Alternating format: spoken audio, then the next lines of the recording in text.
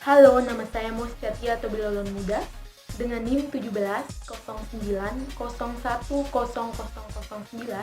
Di sini saya akan menjelaskan mengenai pengendalian dan penanggulangan wabah zoonosis dimulai dari penetapan zoonosis prioritas, manajemen resiko, kesiagaan darurat, pemberantasan zoonosis, partisipasi masyarakat dalam pemberantasan zoonosis, dan bagaimana pemerintah mengikut sertakan masyarakat dalam pemberantasan wabah zoonosis ini.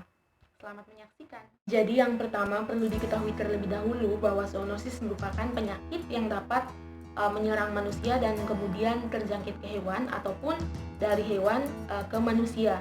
Dan penetapan wabah zoonosis ini dapat dilakukan oleh menteri, gubernur, ataupun bupati atau wali kota sesuai dengan kewenangan.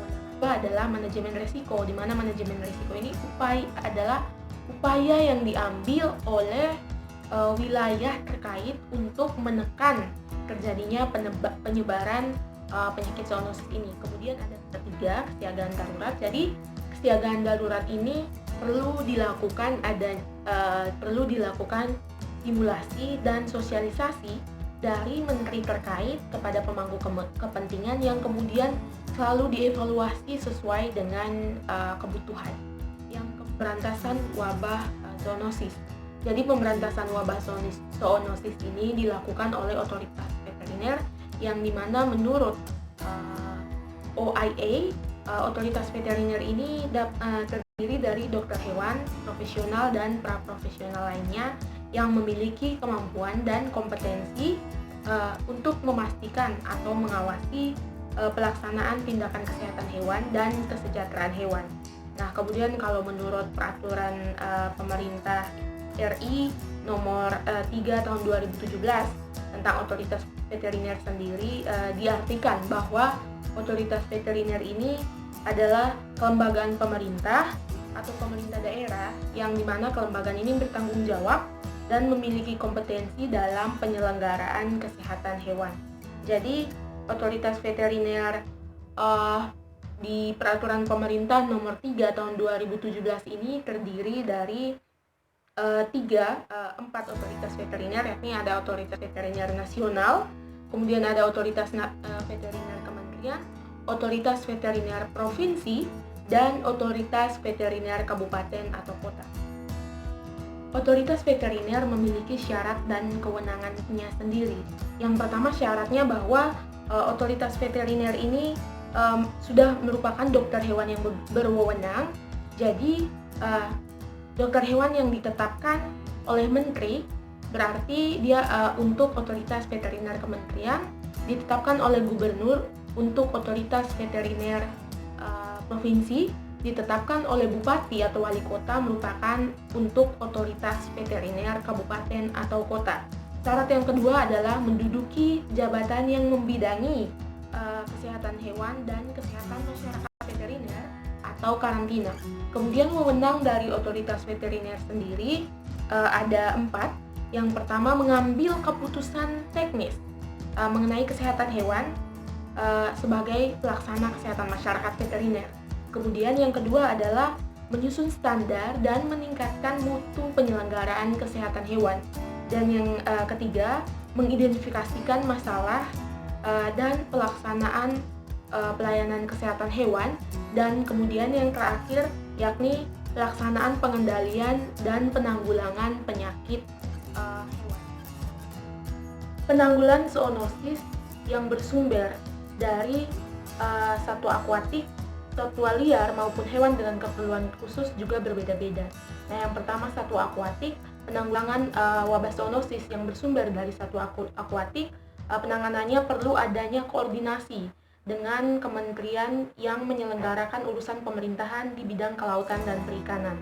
Nah, untuk penanganan wabah zoonosis yang bersumber dari satwa liar, maka penanganannya perlu dilakukan koordinasi dengan kementerian yang menyelenggarakan urusan negara di bidang konservasi sumber daya alam hayati.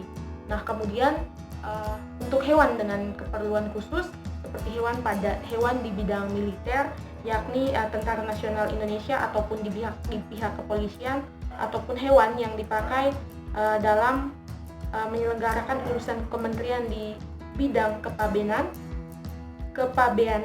maka perlu dilakukan penanganannya perlu dilakukan koordinasi dengan Panglima Tentara Nasional Indonesia, Kepala Kepolisian Negara Republik Indonesia untuk bidang kepolisian, atau menteri yang menyelenggarakan urusan pemerintahan di bidang kepabeanan.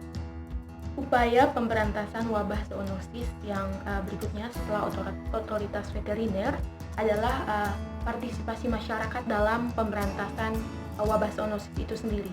Jadi ternyata memang juga diatur dalam Undang-Undang Nomor 95 Tahun 2012 mengenai partisipasi masyarakat dalam pemberantasan wabah zoonosis ini. Nah, dalam Undang-Undang Nomor 95 Tahun 2012 ini, undang-undang ini mengenai kesehatan masyarakat veteriner dan kesejahteraan hewan, diatur dalam bagian keempat mengenai pengendalian dan penanggulangan zoonosis. Jadi diatur dalam 2 pasal, yakni pasal 80 dan pasal 81. Dengan pasal 80 yang berbunyi, setiap orang yang memelihara atau memiliki hewan wajib menjaga dan mengamati kesehatan hewan dan kebersihan serta kesehatan lingkungannya. Kemudian pasal 81, setiap orang yang mengetahui terjadinya kasus zoonosis pada hewan dan atau manusia wajib melaporkan kepada perangkat desa atau kelurahan atau bisa juga kecamatan, otoritas veteriner dan atau otoritas kesehatan setempat. Jadi dari 2 pasal ini bisa kita ketahui apa saja bentuk partisipasi masyarakat dalam membantu memberantas wabah zoonosis. Jadi seperti yang dijelaskan di 2 pasal, yakni 80 dan pasal 81, masyarakat di sini perannya yakni memperhatikan kesehatan lingkungan dan kesejahteraan hewannya. Dan kemudian jika masyarakat ini mengetahui bahwa di daerahnya ada wabah zoonosis, maka diharapkan agar segera melapor ke pihak atau lembaga terkait sehingga penanganan atau tindakan yang diambil juga membantu dalam pemberantasan wabah zoonosis ini. Masuk ke dalam poin terakhir, pemberantasan wabah zoonosis. Jadi poin terakhir ini menjelaskan mengenai bagaimana upaya pemerintah dalam mengikutsertakan masyarakat untuk memberantas wabah zoonosis ini. Jadi contoh konkret upaya pemerintah dalam mengikutsertakan masyarakat ini adalah biasanya kalau ada wabah zoonosis, pemerintah akan membentuk tim atau regu khusus di mana di dalam tim dan regu-regu ini sudah ditempatkan kader yang dilatih dan diberikan informasi mengenai wabah zoonosis ini. Kemudian diharapkan bahwa tim ini yang nantinya akan melakukan pemantauan terhadap wabah zoonosis ini di daerah tempat di mana tim ini ditempatkan. Jadi dengan diharapkan dibentuknya tim ini, jadi wabah zoonosis ini dapat dipantau secara menyeluruh. Demikian video singkat mengenai pengendalian dan penanggulangan wabah zoonosis. Semoga video ini dapat membantu pemahaman teman-teman mengenai pengendalian dan penanggulangan wabah zoonosis. Terima kasih karena sudah menonton. Sampai jumpa.